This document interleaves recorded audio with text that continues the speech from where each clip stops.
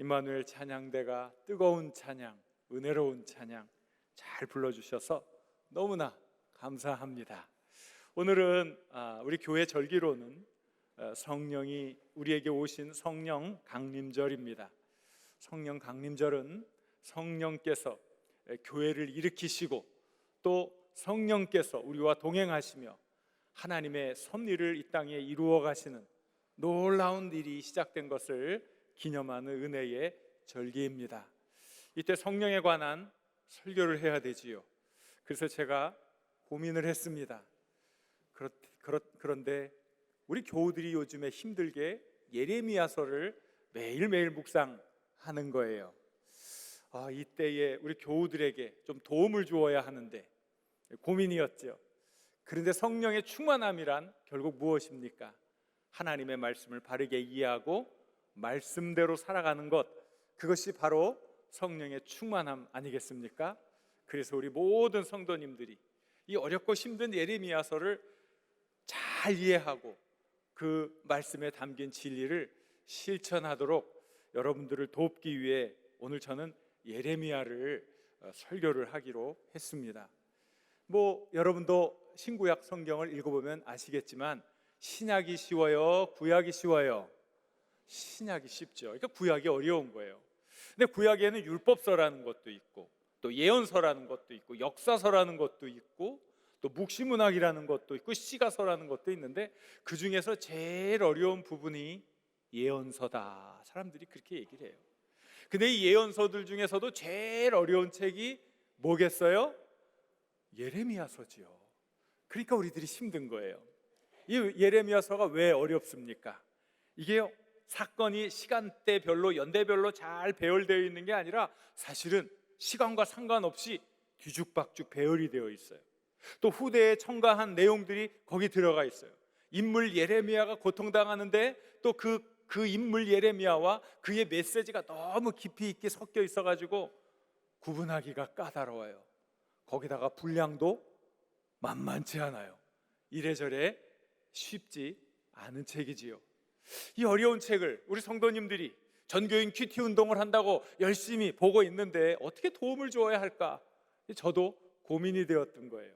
그러다가 그렇지, 예레미야라는 인물에 초점을 맞추어서 굵은 선을 좀 제시해주면 이해가 쉽겠구나. 제가 그렇게 생각을 하고 설교를 준비했습니다. 그리고 나서 저는 제 스스로 함정에 빠진 거죠. 예레미야가 방대하다고 그랬죠. 복잡하다고 그랬죠. 그것을 한 번에 설교에 다 쏟아 부으려니 되겠습니까? 안 되는 거예요. 그래서 안 되겠다. 한 절만 가지고 하자. 그래서 오늘 한 절만 읽었습니다. 한 절. 그래서 다음에 계속 기회가 있을 때마다 우리가 예레미야를 배우도록 하겠습니다. 다시 한번 이 한 절을 읽어보도록 하겠습니다. 같이 한번 읽습니다. 베냐민 땅 아나돗의 제사장들 중 hil기야의 아들 예레미야의 말이라. 오늘 한 절이니까 설교가 굉장히 짧겠죠. 그런 기대를 가지고 한번 들어보세요. 한 절이니까. 근데 여기 중요한 정보가 담겨 있어요. 먼저 예레미야라는 이름입니다. 이름이 중요하잖아요. 자, 예레미야 무슨 뜻일까요? 예레미 뭐라고요? 예레미야. 할렐루야. 여러분 금방 잡으셨네요. 야가 뭐예요? 야훼. 할렐루는 찬양하라 그런 뜻이에요. 야훼, 여호와를 찬양하라 그런 뜻이죠. 그러니까 예레미야 무슨 뜻일까요? 야훼는, 여호와는 존귀하시다. 야훼는 드높으시다. 이름이 여호와가 존귀하다고, 여호와가 드높으시다고, 이런 이름이 예레미야예요. 근데 여러분, 이 이름은 누가 지어줍니까? 보통은 아버지가 짓잖아요. 근데 여러분 자녀들 이름 지을 때 아무 생각 없이 이름 짓습니까? 개똥이, 새똥이, 말똥이. 그 생각 없는 사람이 어디 있어요? 자기 자녀가 멋지고 훌륭한 삶을 살길 원하는 간절한 바람을 담아 이름을 짓지 않습니까? 그래서 제가 우리 성도님들 만날 때 제일 겁나는 것 중에 하나가 뭔지 아십니까? 목사님, 우리 손자가 태어났는데요, 이름 좀 지어주세요. 이 어렵고 힘든 과업을 왜 저한테 떠넘기십니까? 열심히 여러분들이 기도하고 그 좋은 이름 지어주셔야죠. 굉장히 어려운 일이에요, 이거. 이 이름, 제가 신학교에 딱 들어가가지고 신학생인 우리 동기들 또 많은 분들을 만나잖아요. 딸을 낳으니까 고민하다가 이름을 지어주는데 그 당시에 어떤 이름이 많았는 줄 아십니까? 하은이. 기억 짚히는 게 있어요? 뭐예요? 하나님의 은혜라는 거예요. 하나님의 은혜. 아니, 하은이가 이렇게 많아. 그래서 저는 좀 특별한 이름을 지어주고 싶었어요. 근데 저도 그만 첫 딸을 낳지 않았겠어요? 그래서 고민하다가 이름을 지었어요. 주혜. 주님의 은혜. 결국 똑같더라고요. 달리 이름을 지을 수가 없었어요. 주님의 은혜가 얼마나 큰지, 주님의 은혜가 얼마나 감사한지, 주님의 은혜를 자기도 누리고 다른 사람에게도 많이 전하는 그런 삶을 살라고 주님의 은혜, 결국 하은이 같은 이름을 그만 지어주고 말았던 거예요. 참 중요하죠. 그 이름에 그 부모님의 신앙, 그 부모님의 철학이 담겨 있는 것 아닙니까? 그러니까 예레미야라는 이름을 지어준 그 집안이 뭔가 있는 것 아닙니까? 봤더니 그 아버지 이름도 나오네요. 아버지 이름이 뭐예요? hil기야, 예레미야, 할렐루야. 이게 뭔가 계속 통하네요. hil기야. 야훼는, 여호와는 그의 분기십니다. 그의 유산입니다. 쉽게 표현하면 여호와가 그의 전재산입니다. 이게 hil기야라는 이름에 담겨 있는 거예요. 그렇다면 그 집안이 굉장히 믿음의 전통이 강하다는 걸 알 수가 있겠지요? 그래서 그 앞을 보니까 뭐라고 되어 있어요? 자, 지금 거꾸로 가잖아요. 지금 하나씩 예레미야 끝났고요, 그 다음에 hil기야 끝났고요, 그 다음에 뭐예요? 제사장. 이 집안이 제사장 집안. 이스라엘에서 이 제사장 집안은 아무나 할 수 있는 게 아니에요. 나는 정말 이거 하고 싶어요. 안 돼. 왜? 제사장은 오직 그 제사장 가문에서만 될 수 있는 매우 중요한 그러한 일이었어요. 옛날에 나중에 포로 생활도 하고 사람들이 나중에 돌아와서 나 제사장 가문입니다 그랬는데 이 사람이 진짜 제사장인지 아닌지 어떻게 분별했겠어요? 제사를 잘 집례하고 하나님 말씀을 잘 알고, 이 사람 참 제사장 가문인가 보다. 천만의 말씀. 그가 아무리 하나님의 율법을 많이 알고 제사를 잘 집행을 하고 그렇다고 제사장이 아니라 족보를 가져와 보세요.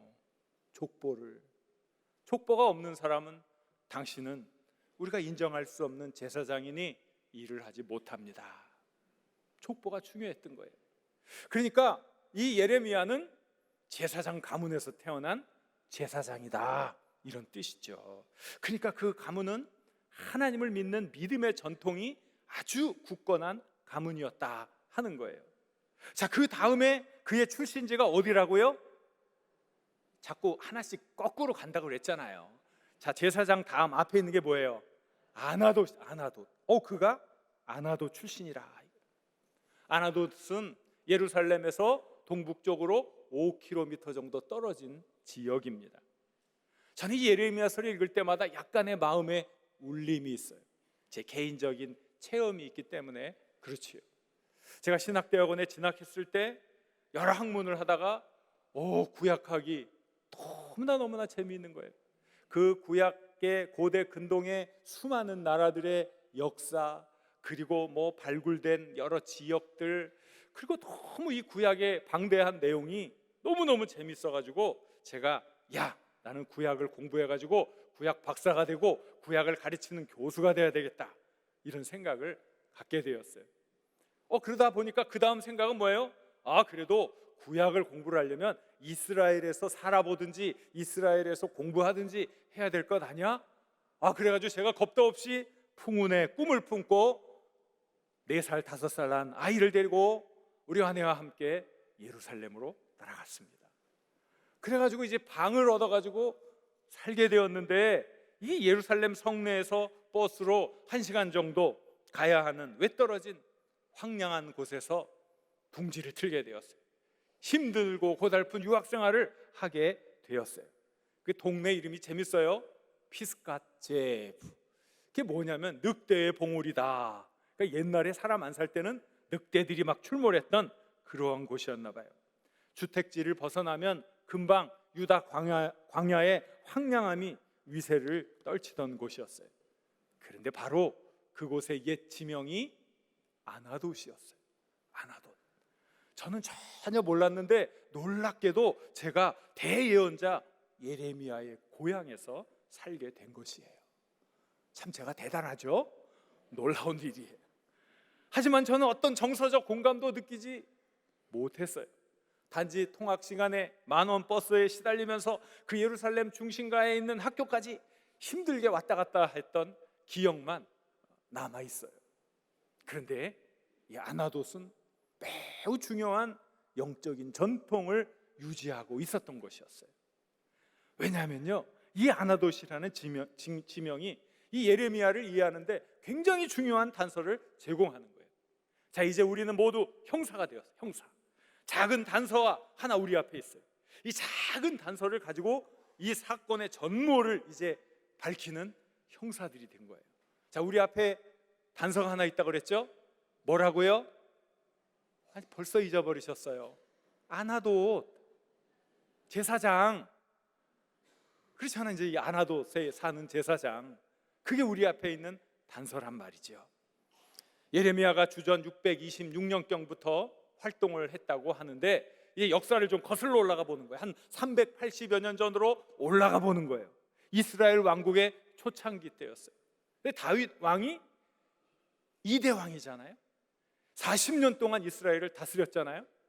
40년 동안 다스리면 좋을 것 같지요. 백성은 평안해요. 근데 누가 병이 납니까? 아들들이 병이 나요. 아들들이. 왜 그럴까요? 아버지가 빨리 돌아가셔야 내가 왕이 되는데 아버지가 안 돌아가시네. 승질 급한 놈은 어떻게 해요?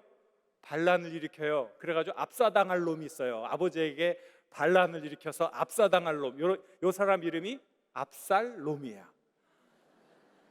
그래서 압사당할 놈이잖아요. 어떻게 아버지한테 반란을 일으켜요? 그래서 죽었어요. 근데 아버지가 너무 오래 왕자를 차지하고 있으니까 이 아들들은 자꾸 장성해 가고 늙어가는데 이 기회가 없으니까 승질 급한 놈은 그런 짓을 저지르는 거예요. 그 위기가 지나가고, 그런데도 안 돌아가시네, 아버지가. 그러니까 이제 그 신하들도 이제 궁금한 거죠. 다음에 누가 왕이 돼야 될까? 이제 그러면서 남은 왕자들 가운데 왕위 계승 전쟁이 물밑에서 벌어지기 시작하는 거죠. 그때 유력한 왕위 계승자로 떠오른 사람이 누구예요? 아도니아인 거예요. 다윗을 모시고 있던 유력한 이 신하들이 이제 한 사람 두 사람 아도니아에게 줄을 대기 시작하는 거예요. 그때 이 다윗 왕에게는 두 명의 대제사장이 있었잖아요. 한 사람이 아비아달, 한 사람이 사독이었어요. 그런데 이 아비아달이 누구 편에 섰냐면 아도니아 왕에게 줄을 섰어요. 여러분, 줄을 잘 서야 돼요? 못 서야 돼요? 줄 잘 서야 돼요. 이 아비아달이 줄을 잘못 쓴 거야. 이 아도니아가 다 왕이 되는 줄 알았어요. 그런데 이 밧세바하고 나단 예언자가 다윗에게 찾아가가지고 아도니아가 아니라 솔로몬이 왕이 돼야 됩니다. 쏙닥쏙닥 하니까 다윗 왕이 그 말에 넘어가가지고 적법한 왕위 계승자는 솔로몬이다 해가지고 솔로몬이 그냥 왕이 되었어요. 솔로몬이 왕이 되니까 어떻게 됐습니까? 칼바람이 불었죠. 상식 아니에요, 상식. 그래가지고 이 아도니아 편에 섰던 사람들을 죽여버린 거예요. 이 대제사장 아비아달도 죽이려고 했는데 차마 죽일 수가 없어. 왜 죽일 수가 없습니까? 이 대제사장 아비아달은 자기 아버지 다윗과 생사고락을 같이 했던 사람이었던 거예요. 어떻게 생사고락을 같이 했습니까? 우린 또 역사를 또 이제 거슬러 올라가요. 단서가 하나 나왔죠? 아비아달? 잘 생각하셔야 돼요. 벌써 다 잊어버리시면 큰일 나요. 아나돗에서 제사장이고요. 이제 또 아비아달까지 나왔어요. 아비아달이 누군가요? 역사를 거슬러 올라가요. 조금 더 거슬러 올라가니까 1대 왕 사울왕 때 사울 왕이 왕권을 강화하는데 누가 걸리적거려요? 다윗이. 사람들이 다윗을 막 칭찬하는 거야. 사울을 죽인 사람은 천천히요, 다윗을 죽인 자는 만만이다. 화가 났어요. 다윗을 제거하지 않으면 우리 가문이 왕위를 계속 이어갈 수 없겠구나 생각한 사울 왕이 다윗을 죽이려고 막 추격군을 보냈어요. 다윗이 막 여기저기 도망가다가 도망갈 데가 없으니까 노업 땅에 가게 됐어요. 노업 땅에는 제사장들이 살고 있었어요. 그 중에 한 사람이 누굽니까? 아히멜렉. 그리고 그 휘하에 85명의 제사장들이 살고 있었어요. 그 가족들이 살고 있었어요. 그러니까 이 노업은 그냥 보통의 도시가 아니라 제사장 가족들이 살고 있는 그런 성읍이었다는 거예요. 그 다윗이 자기가 사울 왕에게 쫓기고 있다는 사실을 탁 시미치를 떼고 숨기고 왕의 명령을 받고 이곳에 왔노라 하면서 떡을 얻어먹고 진설병을 얻어먹고 맡겨두었던 다윗의 칼을 찾아가지고 갔던 거예요. 나중에 이 소식을 한 사울 왕이 분개했어요. 한 걸음에 달려와가지고 다윗을 도운 이 모든 제사장들을 다 죽여버려라 해가지고 이 대제사장 아히멜렉과 85명의 제사장들과 그 가족들과 거기에 살고 있는 사람들과 그 가축들을 몽땅 다 몰살하는 피비린내 나는 참담한 일을 저지르고 말았던 거예요. 이 참혹한 북새통 속에서 한 사람만 목숨을 걸고 목숨을 부지하고 탈출합니다. 그게 누구예요? 아히멜렉의 아들 아비아달. 이 아비아달이 혼자 살아가지고 다윗에게 왔어요. 다윗이 얼마나 괴로웠겠어요. 자기 하나 살겠다고 제사장 마을 하나가 몽땅 다 멸족당한 거예요. 아비아달 하나만 살아온 거예요. 그러니 그 아비아달에게 얼마나 마음의 진빚이 큽니까? 그래서 이후로 다윗은 아비아달을 높여 자기의 대제사장으로 삼았던 거예요. 슬픈 과거의 역사가 있죠. 솔로몬이 어떻게 이 아비아달이 아도니아 편에 섰다고 해가지고 죽일 수가 있겠습니까? 죽일 수가 없는 거예요. 죽이지 못하면 우리나라에서 어떻게 했어요? 사극도 안 보시지요? 귀양 보내잖아요. 귀양 보낸 거예요. 어디로 보냈어요? 벌써 잊어버렸어요. 아나돗 계속 얘기하고 있잖아요. 지금 아나돗으로 보낸 거 아니에요. 아나돗으로. 그러니까 이 예레미야가 그냥 나온 게 아니라 이 아비아달의 계보에서 내려온 사람이 다 죽고 혼자 살아남았는데 줄 잘못 써가지고 귀양 가가지고 아나돗에서 살던 사람의 계보 속에 누가 태어났다고요? 예레미야가 태어난 거예요. 근데 이 아비아달 그러면 조상은 누구일까요? 자랑스러운 조상이 있는 거예요. 더 또 거슬러 올라가 보는 거예요. 거슬러 올라 보니까 사사시대잖아요. 왕조 이전의 사사시대. 사사시대에 누가요? 이 실로라는 곳이 이 사사시대의 중심지였어요. 거기서 하나님께 예배드리고 거기서 국가의 중요 대사를 결정하고 다 그랬는데 거기에 지도자가 누구였습니까? 엘리 제사장이었던 거예요. 엘리 제사장. 사무엘의 이야기에 나오지 않습니까? 이 엘리 제사장이 거기에서 모든 일들을 하고 있었어요. 그런데 이 아들들을 잘못 가르쳐 줬어요. 이 아들놈들이 하는 짓이 너무너무 잘못된 일을 하고 있었던 거예요. 그 아들이 홈니, 비느하스 이런 놈들인데 이런 놈들이 하나님께 거룩한 예배를 드리기 위해 사람들이 가져온, 백성들이 가지고 온 이런 제물들을 중간에서 갈취하는 거예요.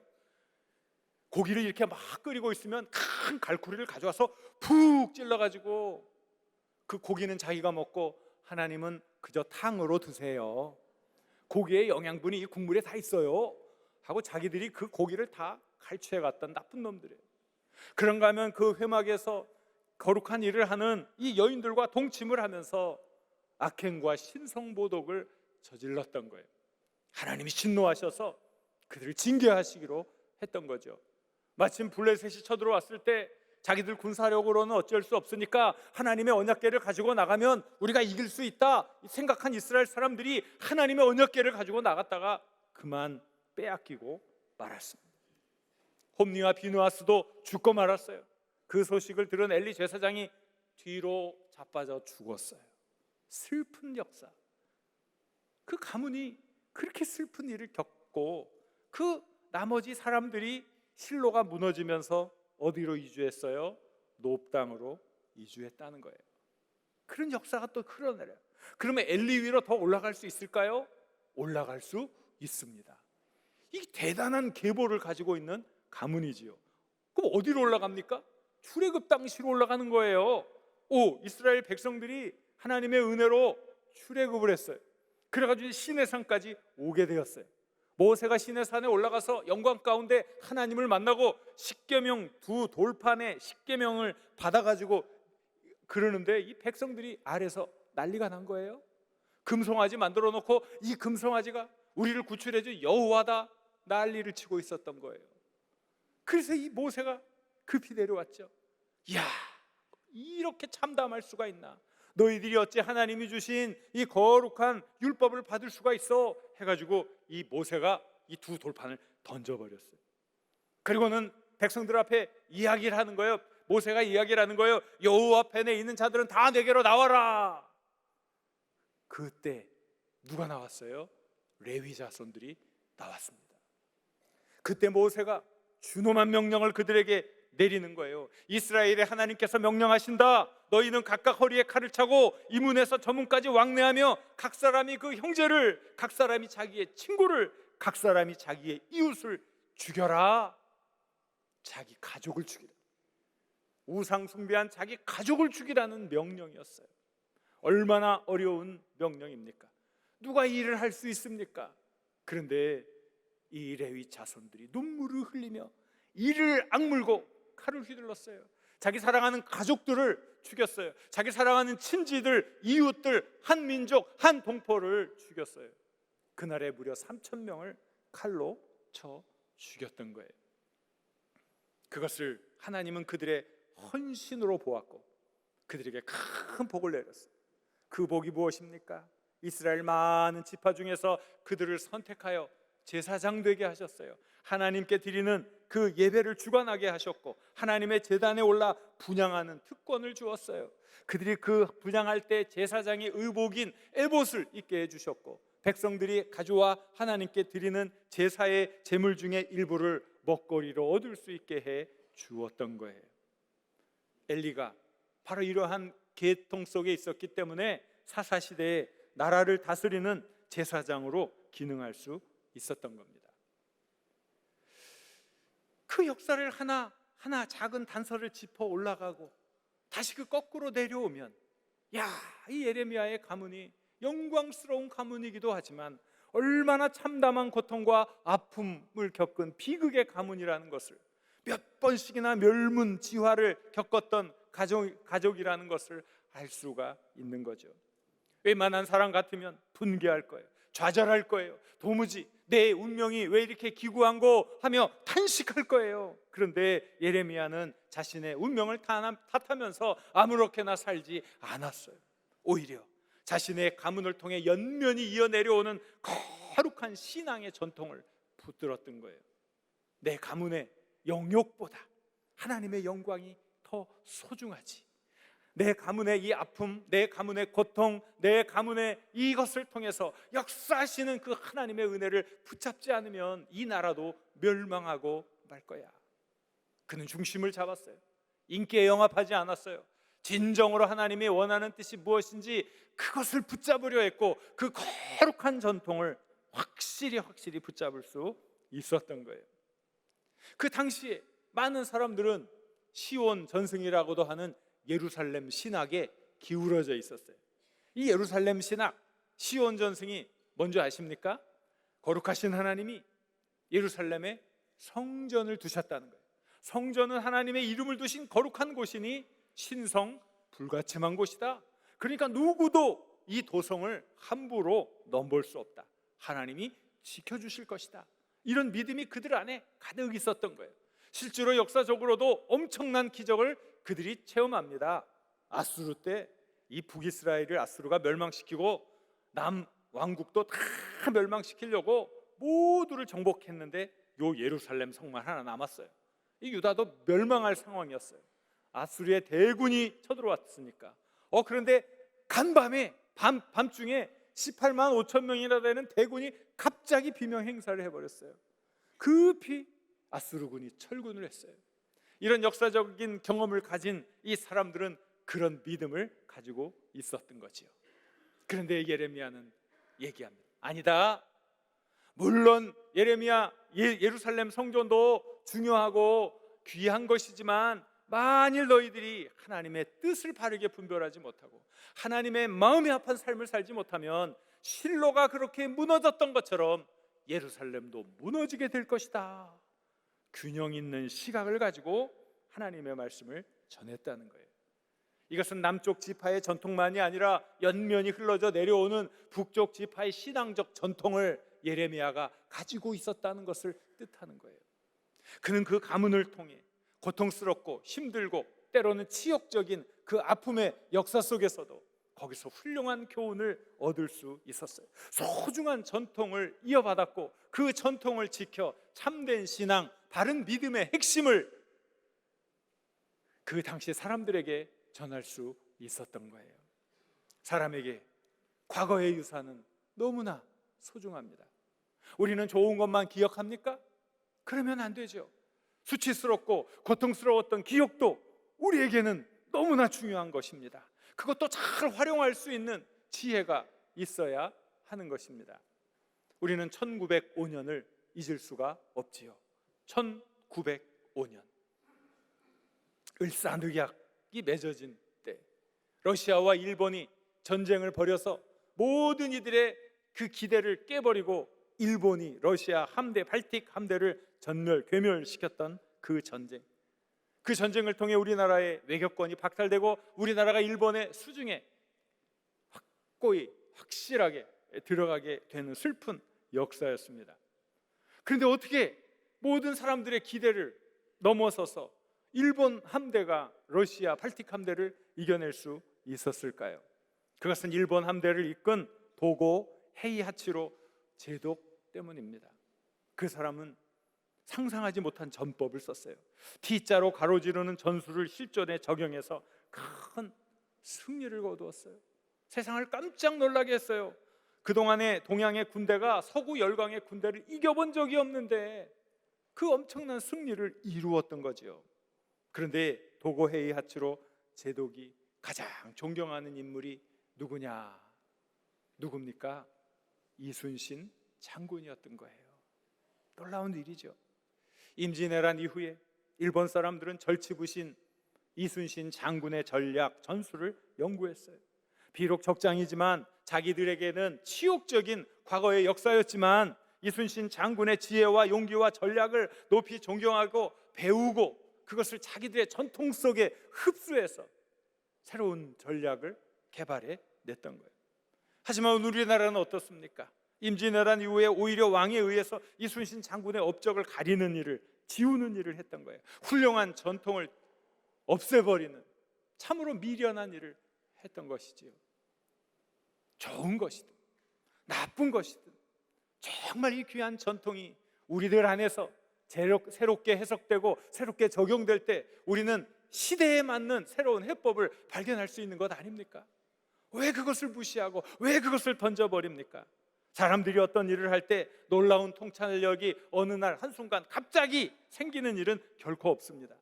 머리가 빈 사람, 경험이 부족한 사람, 이런 많은 지식이 부족한 사람에게는 무엇을 기대할 수 없는 법이에요.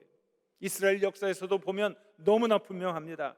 유다가 망하고 교육받은 지배 계층들이 바벨론으로 포로로 끌려가지 않습니까?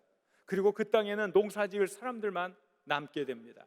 농사지을 사람들, 농사 짓는 사람을 경시하는 게 아니라 그들은 자신들의 역사를 모른다는 거예요. 자신들의 문자도 쓸 줄 모르고 읽을 줄 모르는 사람들이라는 거예요. 민족의 혼, 민족의 정신, 자기의 역사를 지킬 수 있는 능력이 없는 사람이 그래서 문제라는 거죠.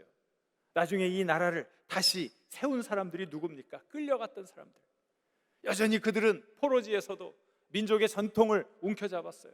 민족의 역사를 후손들에게 가르쳤어요. 자기들의 언어를 잃어버리지 않으려고 다음 세대에 가르쳐 주었어요. 민족의 정체성을 지켜주었고 하나님 믿는 믿음의 소중함을 계속 후손들에게 가르쳐 주었어요. 거룩한 전통이 그들에게 뿌리내리게 되었고 그들은 하나님의 선택받은 백성이라는 민족 정신을 지키면서 다음 세대의 역사를 새롭게 만들어갈 수 있었습니다. 여러분, 요즘 우리 시대의 위기가 무엇입니까? 경제가 어려워진다고요? 천만의 말씀입니다. 아닙니다. 요즘처럼 잘 먹고 잘 사는 시대가 어디 있어요? 요즘처럼 한국이 전 세계를 휩쓸고 다니는 때가 어디 있어요? 여러분, 많은 해외여행을 다닌 사람이 하는 얘기가 그거예요. 어디 가나 한국 사람만 많더라. 어디 가나 한국 사람 다 있더라. 경제가 어려워서? 아닙니다. 착각하지 마십시오. 정말 중요한 것은 우리가 정신을 잃어버리기 때문에 위험이 오고 있는 거예요. 돈의 위세에 휘둘리고 향락의 유혹에 휘둘리고 편안함, 복지부동, 사리사욕에 휘둘릴 때 위기가 오는 거예요. 정말 붙잡아야 할 거룩한 정신, 거룩한 신앙적인 전통을 잃어버리면 이때 위기가 오는 거예요. 우리가 무엇을 붙들어야 합니까? 우리의 삶의 연면이 내려져 오는 거룩한 일이든 수치스러운 일이든 우리의 삶의 역사를 통해 역사하셨던 하나님의 그 은혜, 하나님의 그 뜻, 하나님의 섭리, 그 하나님의 정신을 우리가 붙드는 것이 우리를 살리는 길인 줄 믿습니다. 우리가 지켜야 할 거룩한 전통이 무엇이겠습니까? 이제 우리 주님의 가르침대로 너희는 먼저 그의 나라와 그의 의를 구하라 했습니다. 하나님의 나라를 구할 수 있기를 바랍니다. 하나님의 의를 구할 수 있기를 바랍니다. 하나님의 영광을 위해 살기를 바랍니다. 우리 한 사람 한 사람이 이 세상에 빛이 되고 소금이 되어 살아가야 할 것입니다. 그러려면 우리가 정신이 하나님의 생명 있는 말씀으로 충만해야 합니다. 매일매일 하나님의 말씀으로 여러분의 영혼을 깨끗이 닦을 수 있기를 바랍니다. 그리고 그 말씀대로 실천하여 거룩한 전통을 다음 세대에 이어줄 수 있기를 바랍니다. 그것이 소망입니다. 그것이 미래입니다. 그것이 하나님께서 우리를 이 시대에 살게 한 하나님의 뜻인 줄 믿습니다. 우리가 예레미야처럼 어두운 시대를 밝히는 하나님의 사람으로 살아야 할 줄로 믿습니다. 주신 말씀을 생각하며 우리 같이 간절히 기도했으면 좋겠습니다. 주여, 믿음의 거룩한 전통을 지켜 우리를 살리고 교회를 살리고 나라를 살리는 은혜의 삶을 살게 하옵소서. 우리 주여 한번 부르고 같이 기도합니다. 주여.